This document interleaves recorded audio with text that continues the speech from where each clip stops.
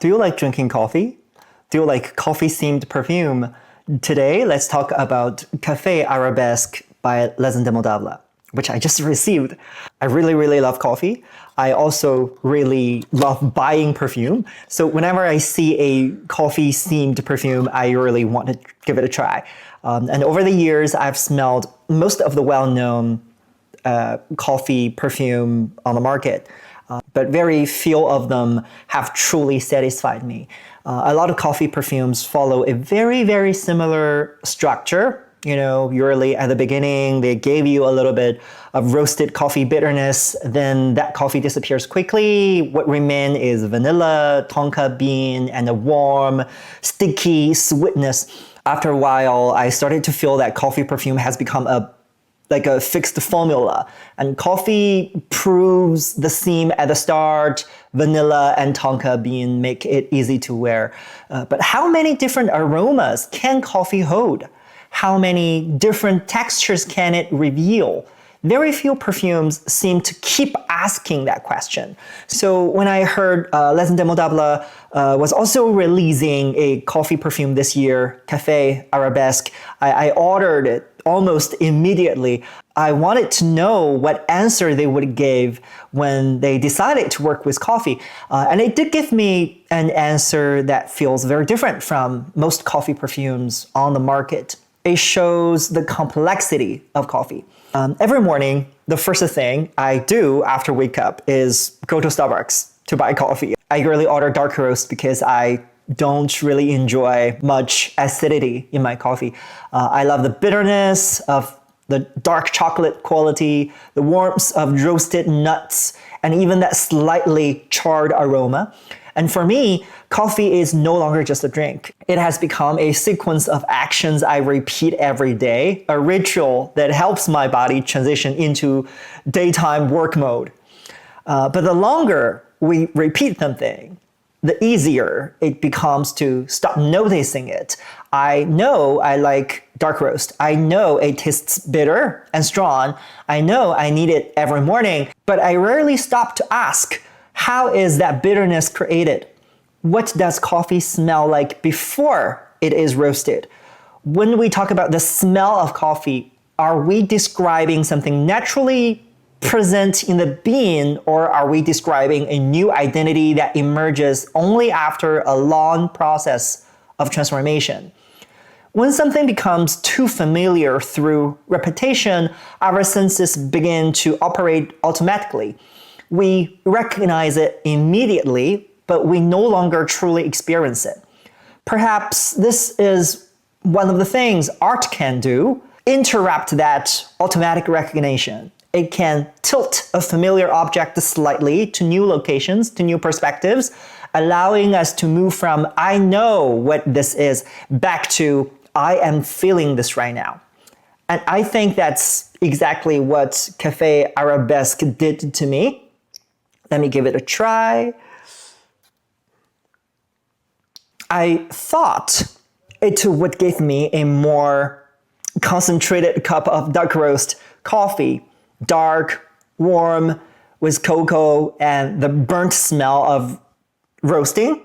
But the moment it landed on my skin, the first thing I smelled was a very complicated smell, licorice, wood, and a green plant-like smell, all mixed together. There's even some, I feel like a floral note in it, but I'm not sure. Coffee is there for sure, but it doesn't immediately become the coffee I already know. It feels more like a seed that has not yet been fully roasted black. It still keeps traces of plants, fruit, and the soil. At this moment, I realize that I drink coffee every day, but maybe I only know one face of coffee, the face it gets after dark roasting. The core material in Café Arabesque is a Brazilian coffee ultrasound extract. It makes up 6% of the formula. On their website, the brand said they tested coffee beans at different roast levels for this perfume. They wanted to find a roasting method that could keep more aromatic detail. Final coffee material has the roasted and cocoa quality we know, but it also has woody, licorice, nutty, fruity, and plant-like size. And to me, this is very charming and very clear in the opening. The opening is very complex. It has many layers all at once. And here is something that is easy to forget. Coffee is not born smelling like coffee. Dark roasting, in particular, gives very different beans a powerful shared language. Acidity decreases while roasted aromas caramelize the sweetness, cocoa and bitterness become more pronounced. These qualities are intense, stable, and immediately recognizable. That is exactly why I like dark roast. But when the voice of roasting becomes loud enough, some of the quieter differences begin to fade into the background.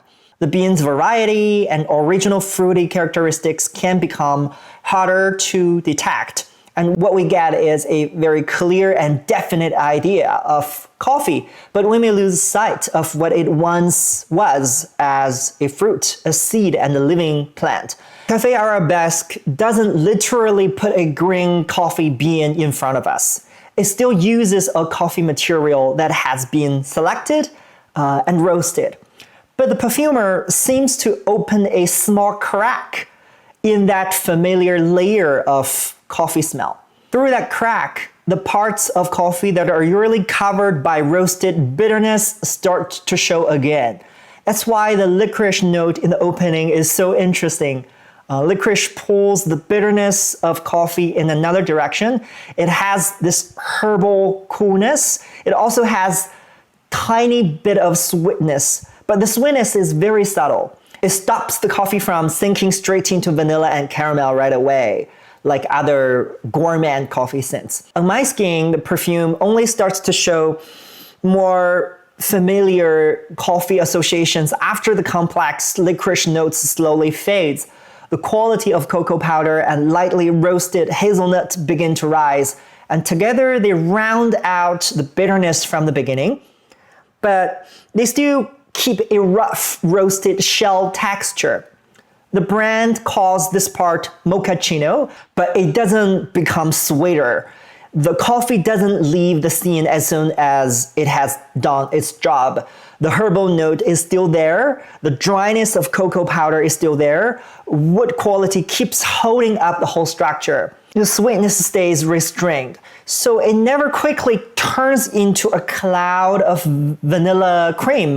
The benzoin slowly appears. Benzoin brings a warm raisin feeling. It also has this soft hints of vanilla, caramel, and smoke. It wraps around the licorice, cocoa, and hazelnut. The coffee moves from a bright and sharp opening into something softer.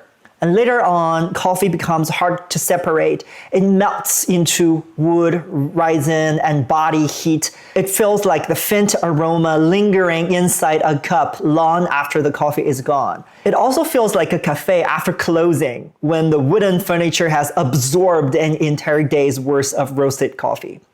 To me, Café Arabesque allows coffee to lose its overly familiar face and slowly dismantles our fixed idea of what coffee is supposed to smell like. Wood, licorice, nuts, cocoa, raisin, and a creamy texture begin to emerge all together, and we cannot identify everything in the first second. We have to move closer, keep separating the different layers, and continue paying attention.